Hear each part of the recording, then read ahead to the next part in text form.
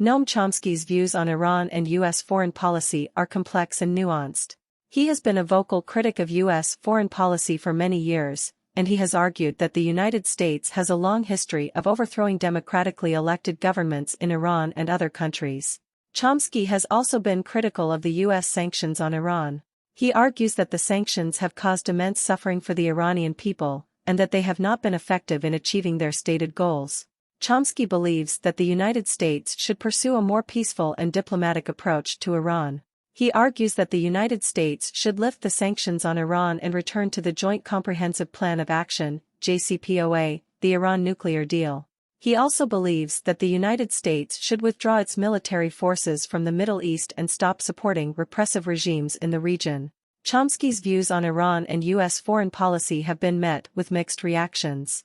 Some people agree with his views, while others disagree. However, there is no doubt that Chomsky is one of the most influential and respected voices on foreign policy today. Chomsky's views on Iran are rooted in his broader analysis of U.S. foreign policy.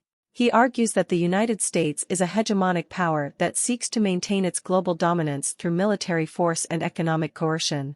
He believes that the United States is particularly hostile to countries that challenge its dominance, such as Iran. Chomsky sees the U.S. sanctions on Iran as a form of economic warfare. He argues that the sanctions are designed to punish the Iranian people and to force the Iranian government to comply with U.S. demands. He believes that the sanctions have been ineffective in achieving their stated goals, and that they have only caused suffering for the Iranian people.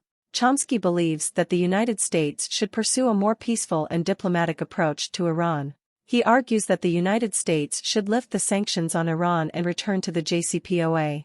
He also believes that the United States should withdraw its military forces from the Middle East and stop supporting repressive regimes in the region.